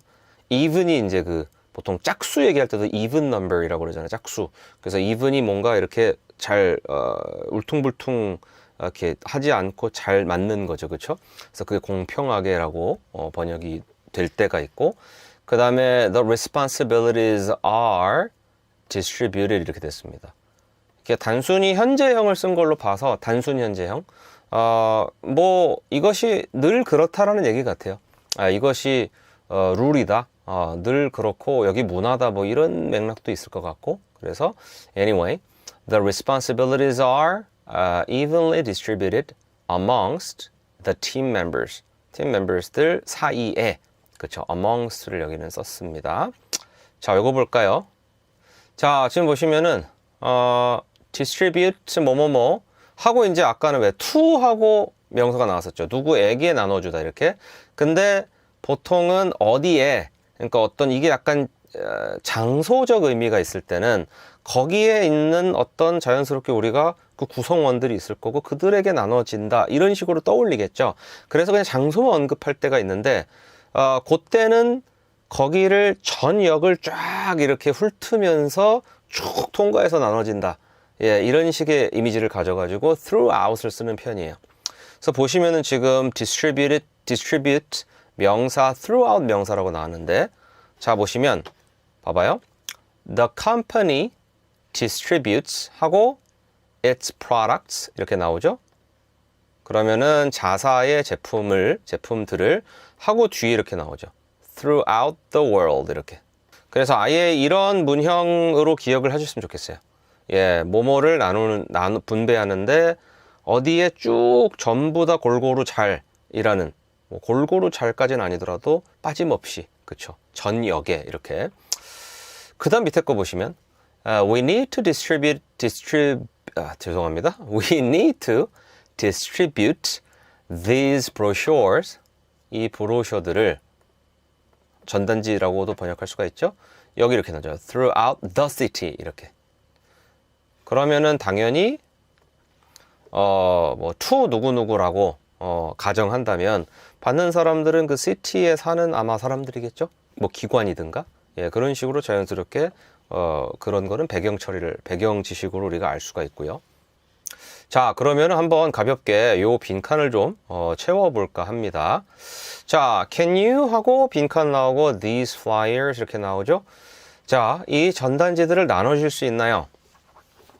일단은 can you로 시작했으니까 여기는 동사 원형이 나와야겠죠. 그럼 이렇게 되겠네요. 이렇게 can you distribute 이렇게. 아, 참고로 우리가 보통 이제 뭔가 요청할 때 request를 할 때 can you, could you 이런 말 많이 쓰죠. 근데 원래는 can 같은 거는 이제 능력을 물어보는 거잖아요. 그래서 이것도 우리 한국어도 그러네. 나눠 주실 수 있나? 그러면 사실은 대답하는 사람 입장에서 yes 하고 아무것도 안 해도 그렇죠. 내가 그럴 능력이 가능하다라는 얘기만 지금 대답을 한 거잖아요. 근데 이제 이게 보통 뭔가 이렇게 부탁하는 표현으로 왜 자주 쓰이게 되었는가, 그 유래 원리에 대해서 이제 요즘에 얼마 전에 공부를 이제 대학원에서 하는데 되게 재밌었어요. 일반적으로 이제 직접 명령하듯이 얘기하면 distribute these flyers 이렇게, 이 전단지들을 나누어 줘 이렇게. 이게 좀 부담스럽잖아요, 상대방이. 그러면은 간접적으로 그 얘기를 여기 묻혀서 넣어서 이 사람이랑 어떤 딱 이 사전에 서로 뭔가 딱 이렇게 접점이 있게끔 뭐를 툭 건드리는 방법이 뭐냐면 할 수 있는지 없는지를 물어보는 거가 제일 짱이래요. 아니면 제일 흔하대요. 그래서 Can you distribute these flowers? 그러면 이거 나눠줄 수 있어? 상대방도 어떻게 됐냐면 나눠줄 수 있어? 나 나눠줄 수 있지. 그러니까 지금 뭐 얘기하는 걸까? 부탁하는 거구나. 그러니까 이게 자꾸 쓰이다 보니까 요청하는 표현이 되었다. 예, 이렇게 이제 얘기를 하더라고요. 근데 되게 재밌는 것 같아요. 왜냐하면은 예를 들면 내가 이제 차를 나는 뭐 안 갖고 왔는데 너무 늦어서 뭐 버스나 이런 게 끊겼어요. 근데 누구는 차를 갖고 왔어. 근데 그 사람한테 가서 너 차 갖고 왔니? 이렇게 물어봤어요. 상대방도 지금 내 상황을 알아요. 그럼 차 갖고 왔니란 말은 네가 차로 나를 태워주는 게 가능하냐? 네가 Are you able to do it? 그러면 상대방은 당연히 그런 추론에 의해서 태워달라는 얘기구나라고 알아듣는 거죠. 예, 이런 식의 그 원리가 있더라고요. 재밌더라고요. 자, 그럼 요거 볼까요? 자, 여기 들어갈 말은 이제 나눠줍니다. 현재를 쓰니까 이게 되겠죠?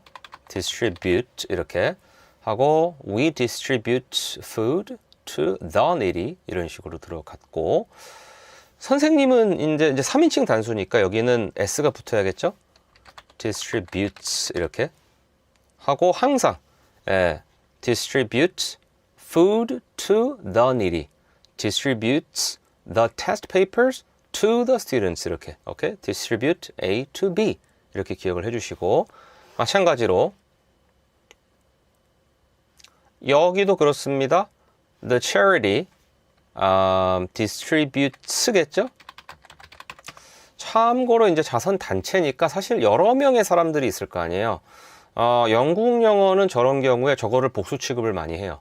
근데 이제 미국 영어에서는 보통 단수 취급하죠. 그래서 the charity distributes food to homeless people 이렇게 나왔고, 자, 요거는 이제 명료하게 딱 보이셔야 됩니다. The profits 이익은요 will be 이게 뭐뭐 될 것입니다라는 얘기고요. 분배된 이라는 말을 써야 되겠죠. 이렇게 그래야 말이 맞죠. 그래서 will be distributed among all the shareholders 라고 들어갔고요. 자, 이거 볼까요? The responsibilities are evenly 하고 지금 비동사 앞에 are 있죠. 여기도 수동태예요. distributed 이렇게. 오케이.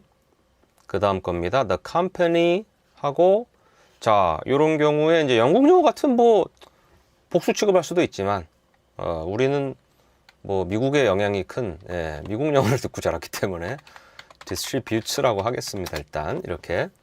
그 다음에 영어에서 참 이제 한국어랑 많이 다른 게 이런 거죠. 이제 이 말은 우리말에서는 굳이 저렇게 얘기하면 약간 좀 뭐라 그럴까 군더더기 같이 들릴 것 같아요. 그 회사는 제품을 전 세계에 이렇게 얘기하는 게 자연스럽지, 그 회사는 자사의 제품을 그럼 다른 회사 거를 설마 하겠어? 이렇게 생각하는데 영어는 이 소유관계를 좀 꼭 써요. 이런 식으로. 이런 디테일을 좀 알아두시면 좋을 것 같고요. 그 다음에 we need to 하고 distribute가 되겠습니다. 오케이. 그래서 뭐 나눠줄 필요가 있다 이렇게 됐죠. 자, 끝난 줄 알았죠? 아니에요. 자, 이거 하고 끝낼 거예요. Can you distribute these flowers? 라고 했어요. 이 전단지들을 뭐라고 하면 좀 자연스럽나요? 제 생각엔 전단지니까 캐주얼하게 나누어 줄 수 있나요? 정도면 될 것 같고. 그 다음에 we distribute food to the needy every month. 우리는 매달 필요한 사람들에게 음식을 나누어 줍니다 정도로 하고요. 그 다음에 the teacher distributes the test papers to the students 이렇게. 그쵸? 그럼 요거는 선생님은 시험지를 학생들에게 나누어 줍니다. 이러면 될 것 같고요. 자, 얘도 마찬가지죠. The charity, 자선단체는 distributes, 나누어 줍니다. 그쵸? food, 음식을 to homeless people, 노숙인들에게. 자, 얘 뭘까요? The profits will be distributed among all the shareholders인데 사실은 여기도 나누어질 것입니다 해도 상관없는데 뭐 글쎄요, 꼭 이런 말에는 우리가 한자어 잘 쓰는 것 같아요. 분배될 것입니다 이렇게. 그쵸? The profits, 이익은 will be distributed, 분배될 것이다 이런 식으로요. The responsibilities are evenly distributed amongst the team members. 또 마찬가지로 책임은 팀원들 사이에 공평하게 뭐 분배될 것입니다. 이 정도면 괜찮을 것 같고요. 자, 그 회사는 그들의 제품을, 그쵸? 꼭 한국어로 저렇게 번역을 사실은 그들의라는 말을 좀 빼야 한국어로는 좀 더 자연스럽지 않아요? 직역하면 꼭 저렇게 돼요. 자사의라든가. 그 회사는 그들의 제품을 전 세계에 분배할 것입니다. 분배할 것입니다. 분배합니다겠죠, 그쵸? 분배합니다. 현재형이네요. 그 다음에 얘는 우리는 이 전단지들을 도시 전체에 나누어 줄 필요가 있습니다. need to distribute니까 나누어 줄 필요가 있다 정도면 될 것 같네요. 오케이, 좋습니다. 자, 오늘 어렵지 않았죠, 그쵸? 자, 오케이, 복습 꼭 하시고 다음 시간에 만나 뵙도록 하죠. 여러분 감사합니다. 네, 여러분 안녕하십니까. 자, 이어서 가도록 하겠습니다. distribute, 연어, collocation 이렇게 나와 있죠. 연어, collocation, 그쵸? 같이 잘 다니는 단어들 위주로 살펴볼 텐데, 먼저 이 뜻이 가장 잘 이제 가리킬 수 있는 이것을 통해서 행위가 작용할 수 있는 대상이 당연히 잘 나오겠죠. 너무 당연한 얘기긴 한데 그게 뭔지 이제 우리가 짐작이 잘 안 가니까 이거를 보통 연어라고 해서 이제 따로 공부도 하고 하는 것이죠. 첫 번째를 보시면은 많이들 예상하셨겠지만 resources 같은 것들이 되게 흔하게 나옵니다. 사실 너무 당연하죠. 왜냐면 distribute 분배하는 건데 분배하는 것 중에 이제 어떤 사회적 차원에서 가장 뭐 흔한 것은 자원 분배 같은 것들이죠. infrastructure 같은 것들. 그래서 distribute resources 같은 경우가 되게 흔하고요. 그래서 예문 같이 보시면 the government 정부는 must distribute 나오죠. 이렇게. 그리고 resources 하고 뭐 요런 말도 되게 흔히 나오겠죠. 앞에 나오는 말들에 따라서 마찬가지로 흔하게 나오는 부사나 형용사 같은 것들도 어느 정도 이제 분포가 정해져 있겠죠. 빈도 분포 같은 것이 정해져 있겠죠. 그런 차원에서는 같이 알아두시는 게 좋을 것 같아요. 예, 그 뒤에 나오는 among도 마찬가지죠. 그렇게 보면. 그래서 the government must distribute resources fairly. 그죠? 당연히 그래야 되니까. among 누구 사이에 당연히 들어가겠죠? The citizens 이렇게.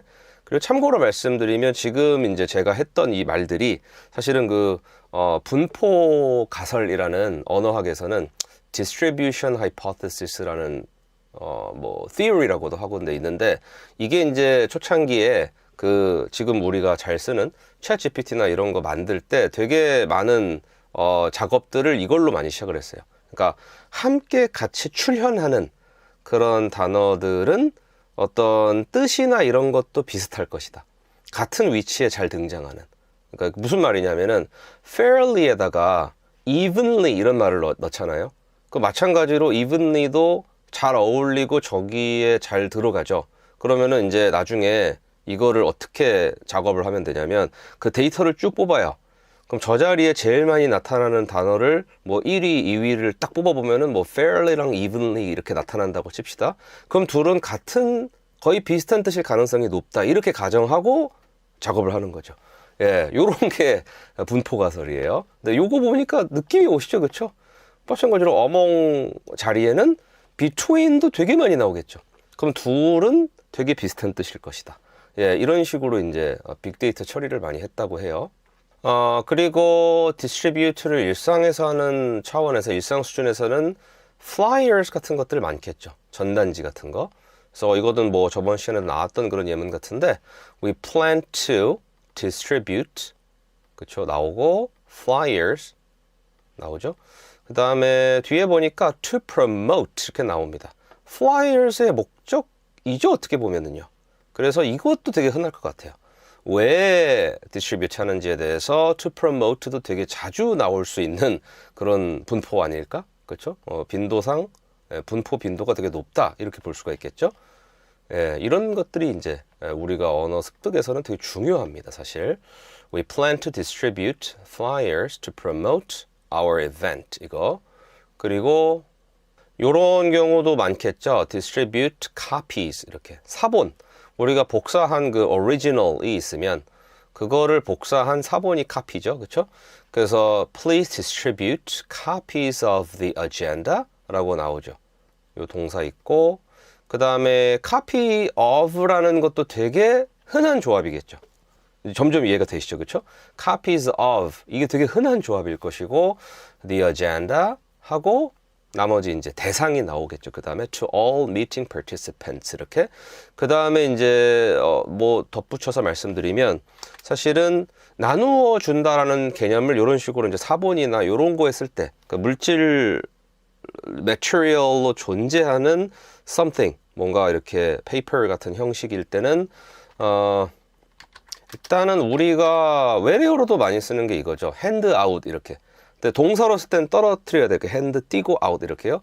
요거랑 그 다음에 give out, 뭐 pass out 이런 말들이 되게 많아요. 이게 이제 뭐뭐를 나누어 주다 라는 말에서 구어로는 얘네들을 더 많이 쓰겠죠. distribute는 아무래도 이제 딱 봐도 알겠지만 전형적인 그 영어 고유어라기보다는 라틴어 프랑스어 계열이니까 그래서 일상에서는 이제 전형적인 영어 단어들을 많이 쓰니까 얘네들을 더 많이 쓸 것이고 이제 distribute랑 사실상 동의어죠. 이런 것들은 알아두시면 좋습니다. 자, 그리고 뭐가 나오나요? 이거 보시죠. distribute goods 이렇게. goods가 상품이죠. 예, 저거 s를 꼭 붙이셔야 됩니다. 그래서 our company will distribute goods 하고 요것도 가급적이면 알아두세요. retailer이 소매상이에요. retailer 이렇게. 그래서 retailers 이렇게 들어가면은 소매상들이 되겠죠. 그리고 nationwide라는 말은요 부사예요. 그래서 뭐 전국적으로라는 말에 더 가깝습니다. 정확히 말씀드리려고 제가 옥스퍼드 영한사전을 캡처를 했는데 이 nationwide를 이렇게 명사 앞에다 쓰면 형용사로 쓰는 거죠. 그래서 a nationwide campaign 그러면은 전국적인 캠페인이죠. 근데 방금 전처럼 쓴 거는 요 두 번째죠. 저 뒤에다 썼잖아요. 저렇게 뒤에다 쓴 게 중요한 게 아니고 그 뜻이 그런 거죠. 그래서 예를 들면 요 예문은 이렇죠. The company has over 500 stores nationwide. 그러면 전국적으로 그렇죠. 그런 말이죠. 사실 한국말로는 전국에라고 해도 좋고 그렇죠. 여기는 이제 조금 의역이 되어 있어요. 전국의 소매상들에게 이렇게. 근데 그 착오 없으시라고 제가 일부러 말씀드렸으니까 꼭 기억하시기 바랍니다. 부사. 자, 그리고 이것도 되게 흔한 조합이겠죠. 이제 국가의 역할 중에 하나가 이거잖아요. 그렇죠? distribute wealth 이렇게 부를 분배하다. 그래서 보시면은 처음에 이렇게 시작하죠. It's important to 이렇게. 요거는 제가 참고로 조금 말씀을 드리면 이제 일반적으로 학교 문법 school grammar에서는 이제 이런 것은 이렇게 많이 배워요.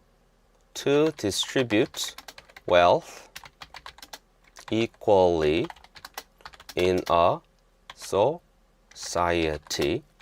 이렇게 되면은 원래 distribute는 뭐뭐를 분배하다인데 앞에다 to를 붙여서 흔히 말하는 저게 뭐가 됐어요? to 부정사가 됐죠. 부정사는 동사 원형이란 뜻이잖아요.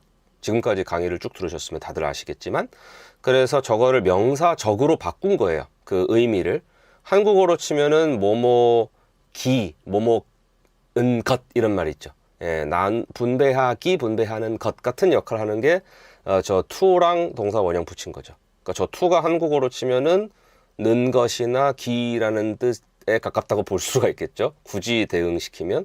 그래서 to distribute wealth 하고면은 이제 부를 분배하는 것. 근데 어떻게 분배하는 것이냐면 equally 공평하게 어디에서 in a society 까지가 이제 한 덩어리예요. 하나의 덩어리고 is important 이렇게 되면은 지금 보시면 아시면 주어가 너무 길죠. 요런 구조는 영어 화자들이 선호하지 않아요. 그래서 이때 선택하는 것이 저 동사를 먼저 보여줍니다. is하고 뒤에 나오는 형용사까지 해서 저 수로를 먼저 보여줘요.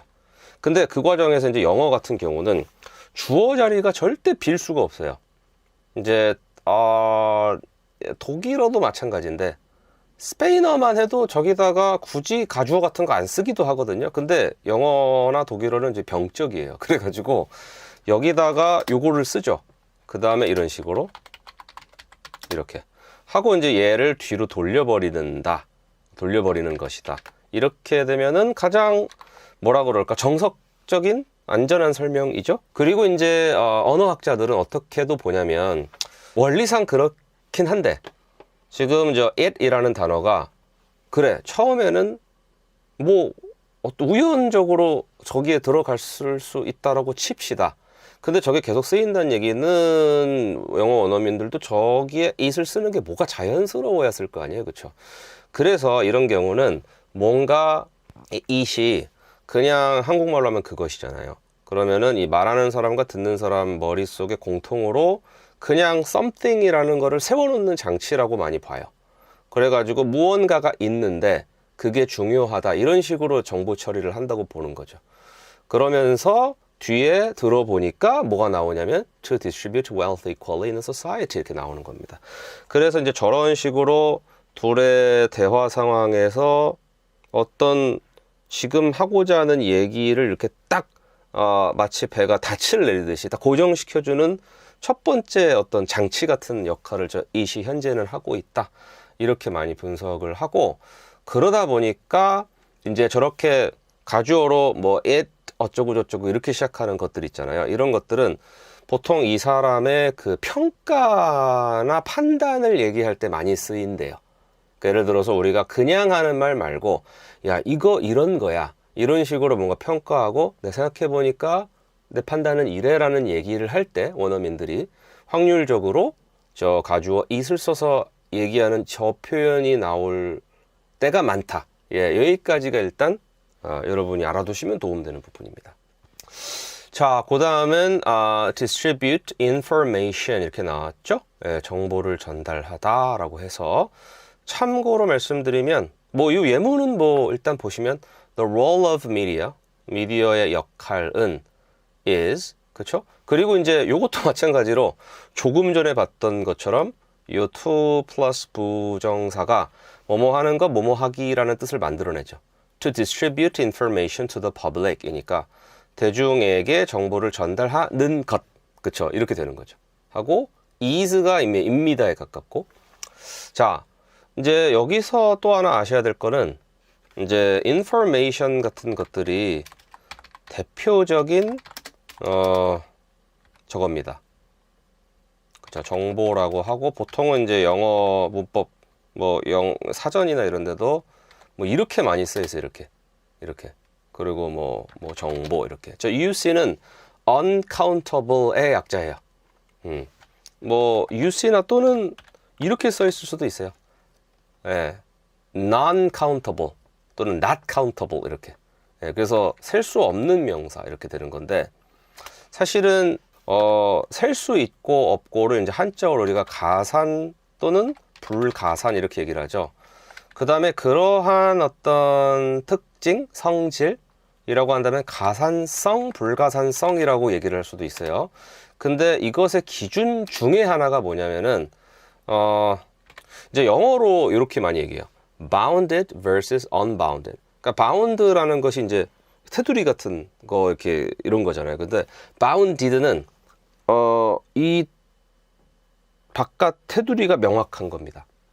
근데 unbounded는 그렇지가 않은 거죠. 이게 하나가 있고, 또 하나는 뭐가 있냐면 heterogeneous, 그 다음에 homogeneous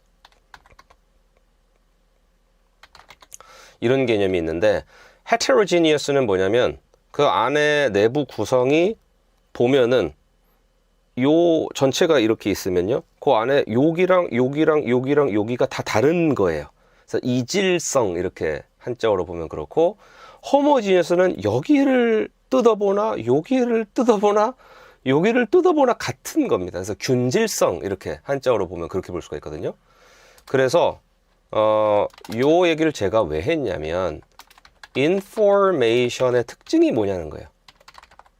information의 어떤 성질은, 일단 첫 번째, 테두리가 명확하냐, 이거를 생각해 보세요.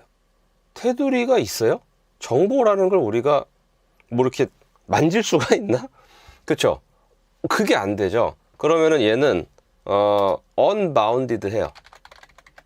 그쵸? 그리고 하나 더, 이 정보라는 게 어쨌든 뭐가 있다고 칩시다. 그럼 정보가 이렇게, 정보라는 게 뭐가 있어요. 그럼 얘를 이렇게 막 여기를 잘라서 여기를 보고, 여기를 잘라서 여기를 보고, 여기를 잘라서 이렇게 봐요.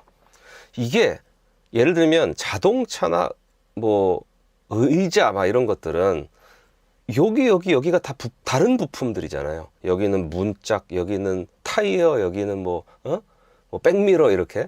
근데 정보라는 건 뭐 그게 안 돼요. 여기를 봐도 뭔가 정보라는 썸띵일 거고, 여기를 봐도 뭔가 정보라는 썸띵일 거고, 여기도 그럴 거예요. 그렇죠? 이런 게 뭐냐면은 균질한 거죠. 내부 구조가. 그거를 homogeneous라고 합니다. 이게 대표적인 불가산성의 특징이에요. 이거 알아두시면 되게 유용할 거예요. 그래서 제가 일부러 설명드리는데, 예를 들면 물 셀 수 없잖아요. 우리가 water. 그렇죠? 물론 일반 회화에서는 뭐 one water, two waters please 하지만 물이라는 것 자체는 셀 수가 없죠. 예. water itself는 셀 수가 없어요. 왜 그러냐면 첫 번째, 제가 불가사석의 특징 대표적인 게 뭐라고 그랬어요? 경계가 명확하지가 않아요. 그렇죠? 물의 경계라는 게 있지가 않아요. 그렇죠? 이게 있고 또 하나, 물은 여기를 뜯어보나 저기를 뜯어보나 그냥 물이에요. 요런 애들이 주로 뭐냐면은 불가산입니다. 재밌죠? 요렇게 한번 알아두시면 앞으로 그 셀 수 없는 명사 이런 거 볼 때 짜증 나잖아요. 나름의 패턴이 보일 거예요. 뭐가 있지 또? 저런 거. bread 같은 거. 빵이 이제 지금은 우리가 산업화 이후의 시대니까 빵이란 게 이렇게 뭔가 규격화돼서 나오죠. 그렇죠? 대량 생산하고. 근데 그냥 생각해봐요. 이제 빵을 내가 집에서 막 구웠어. 그냥 밀가루로. 그러면 매번 구울 때마다 똑같은 빵이 안 나오거든요. 이게 bread란 단어는 워낙 옛날부터 쓰던 단어잖아요. 그럼 그때 사람들 기준으로 빵이라는 것의 정확한 경계라는 거를 생각하기 힘들었을 겁니다. 분명히. 그렇잖아요. 지금이야 파리바게뜨에 가면 또는 뭐 뚜레쥬르에 가면 똑같이 생긴 빵들이라는 게 있지만 옛날에 그런 게 어디 있어요. 중세 막 이럴 때. 그러니까 뭐라 그럴까? 경계라는 게 정확하게 없어요. 그다음에 빵을 뜯잖아요. 지금이야 팥빵도 있고 무슨 뭐 크림빵도 있지만 그때 그런 게 그 빵을 아무리 뜯어봐라 다 빵이지. 그러니까 불가산이죠. 예, 이해되시죠? 그렇죠? 이런 식으로 많이 이루어져 있어요. 요거를 기억하시면 되게 좋습니다. 자, 그 다음 거 보시면 이렇게 써 있죠? distribute tasks, 이렇게 작업을, 그러니까 어떤 한 사람한테 주어진 업무를 특정한 something을 task라고 그러고 그런 것들을 분배하는 거니까 보시면은 이렇게 나오죠. The team leader will distribute tasks to the team members. 그래서 요거는 보면은 셀 수 있는 명사잖아요. s를 붙여서 복수로 쓴 걸 보니까 저런 경우는 보통은 이제 명확하게 어떤 경계가 있고 아주 실체화된 그런 업무를 이제 상상하는 거죠. 생각하고 얘기를 하는 거죠. 원어민들도. 문서라든가 이런 식으로. 이제 그런 개념화가 이루어져야 이제 이렇게 단복수라는 게 생기고요. 자, 그리고 아까 나왔던 그 뭐 말인데 뒤에 이 말도 잘 쓰인다는 얘기입니다.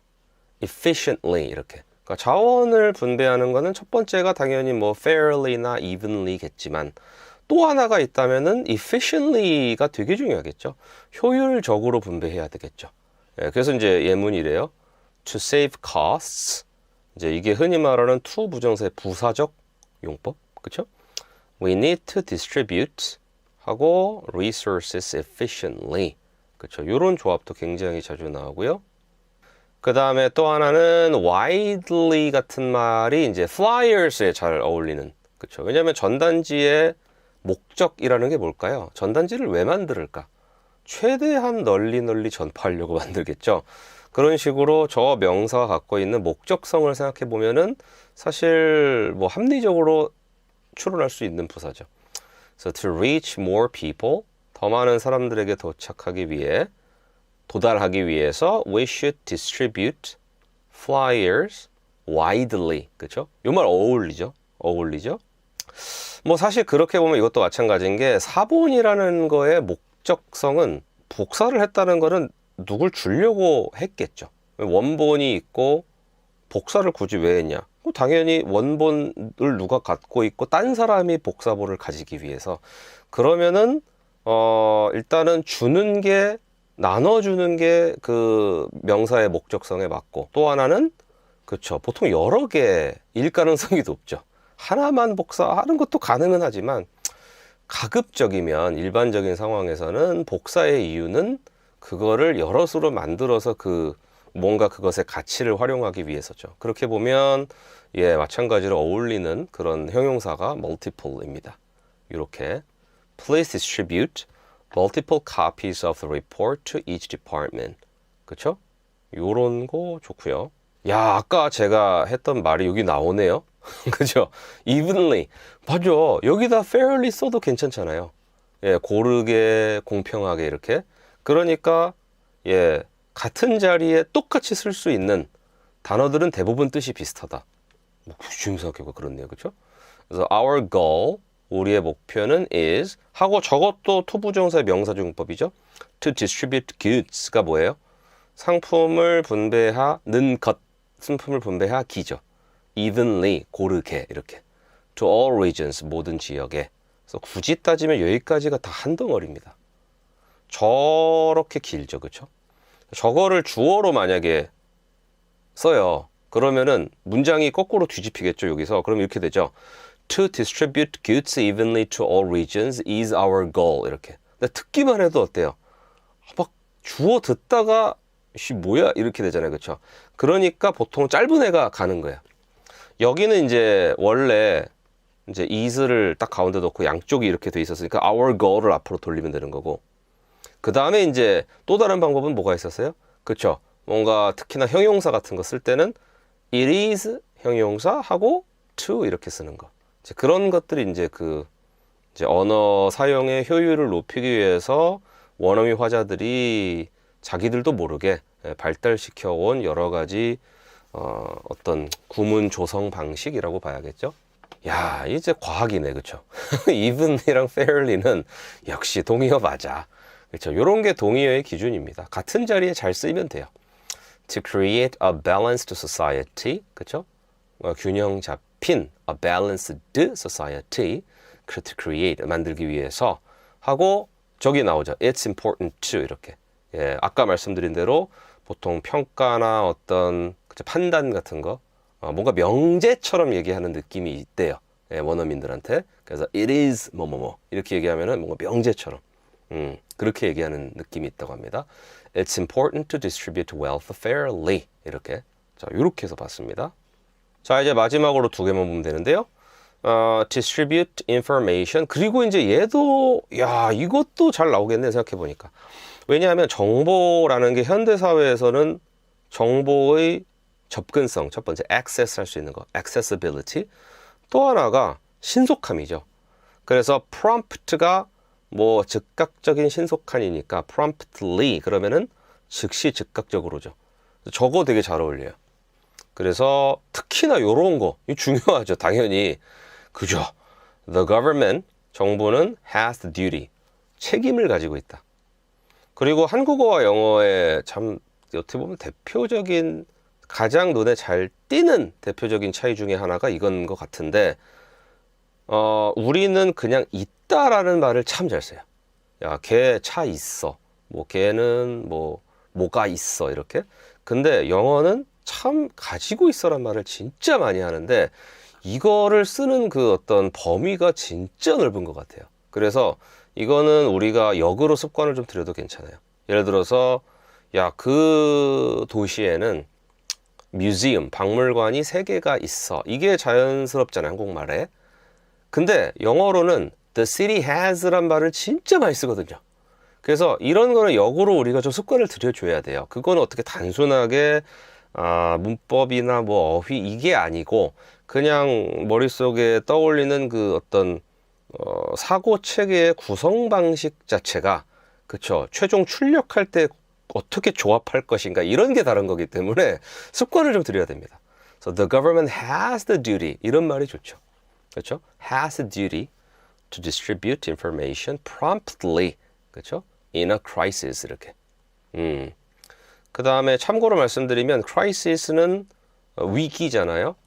그러면 다시 한번 옥스퍼드 영어사전을 보시면 제가 여기 사전에 안 나와가지고 챗GPT에 쳤는데요. 일단은 기본적으로 보시면은 crisis니까 셀 수 있는 명사잖아요, 그렇죠? 그러니까 이게 아까 전에 했던 얘기랑 결합을 하면 자 이렇게 볼 수가 있어요. 위기라는 것은 일단은 물질은 아니잖아요, 그렇죠? 그런데 우리가 일상을 살아갈 때 보통 우리 인간의 생각은 어떠냐면은 우리가 왜 전쟁일 때를 전시라고 그러고 전쟁이 아닐 때를 평시라고 그러죠, 그렇죠? 그리고 우리 생각에는 전쟁이란 게 평소랑 다른 상황이고 평소는 평시잖아요. 그쵸? 그래서 뭔가 평화, peace라는 개념이, 이제 뭔가 이렇게 계속 비슷한 상태가 유지되는 그런 것이고, 명확하게 딱 경계가 안 나눠지는 something이라고 많이 생각을 해요, 인간이. 그러다 보니까 영어로도 peace는 보통 셀 수 없는 명사예요. 근데 전쟁 같은 경우는, war 같은 경우는 셀 수 있는 명사로 많이 쓰거든요. 왜냐하면 전쟁이란 거는 경계가 있고 일단, 그쵸? 발발할 시점이 있고, 이게 전쟁이 종전하는 시점이 있고, 내부를 들여다보면 전쟁의 시작, 그 다음에 뭐 고조되다가 절정에 달했다가 그 다음에 뭐 소강 상태로 접어들다가 이렇게 다 다르잖아요, 내부가. 그러니까 걔는 전쟁이란 건 어떻게 보면은 경계도 있고 그 안에가 이질적인 거예요. 그런 애들은 대부분 셀 수가 있어요. 그래서 크라이시스라는 것도 뭔가 비슷하게 생각하나 봐요. 그래서 크라이시스는 일상이 딱 끊기고 뭔가 시작되고 다시 그 무언가 비정상적인 게 시작했다가 그게 또 끝나는 지점이 있고 딱 거기잖아요. 그렇죠? 그러니까 요거를 뚝 떼어낼 수 있는 거죠. 그러니까 크라이시스는 셀 수 있다. 예, 이렇게 보는 거예요. 위기라는 것도 그 내부를 들여다보면 막 이런 일 저런 일, 위기가 고조됐다가 절정에 달했다가 소강 국면했다가 뭐 그런 거니까 전쟁 war이랑 비슷한 거죠. 그래서 셀 수 있는 명사 이렇게. 그 제가 이 얘기를 굳이 말씀을 왜 드리냐면은 셀 수 있고 없고가 그냥 물건일 때는 쉽게 와닿는데 이런 게 어려워요, 영어를 배울 때. 근데 방금 그거를 알고 계시면 조금 낫다는 겁니다. 이제 물론 이런 경우에 이럴 때도 있어요. The country is in crisis 이렇게. 이런 경우는 이 말을 하는 의도 자체가 이 국가가 어떤, 그러니까 위기라는 거는 그때 발생할 수 있는 여러 가지 이벤트, 사건적인 위기도 있지만 그냥 상태라는 것 전체가, 그쵸? 위기적인 상황일 수도 있잖아요. 그쵸? 이제 그런 거는 뭔가 추상적이고 세는 게 의미가 없다고 생각해서 이런 표현할 때는 그냥 이런 식으로 써요. The country is in crisis 이렇게. 근데 저거를 거꾸로 만약에 The country is in a crisis라고 쓰면 그러면 약간 느낌이 어떠냐면은 이번이 여러 위기들 중에 그냥 하나의 위기고 또 이게 끝날 수 있죠. 또 다른 another crisis도 있을 것 같고 막 이런 거예요. 근데 그런 말을 굳이 하고 싶지 않을 때는 이렇게 쓰는 거죠. 예, 그렇게 보시면 돼요. 자, 오늘의 마지막입니다. 예, 역시 fairly랑 참 잘 어울려. 그렇죠? To distribute tasks evenly. 그렇죠? 작업을 고르게 분배하다라고 해서 the manager tries to distribute tasks. 그렇죠? 그러려고 한다. evenly 하게 하려고 한다. among team members까지 보시면 되겠습니다. 네, 자, 오늘 제가 일부러 여러 가지 문법적으로 여러분께서 어려우실 수도 있는 지점들에 대해서 설명을 좀 상세하게 드렸습니다. 이것이 꼭 도움이 되길 바라고요. 자, 다음 시간에 또 다른 내용으로 찾아뵙겠습니다. 여러분 감사합니다.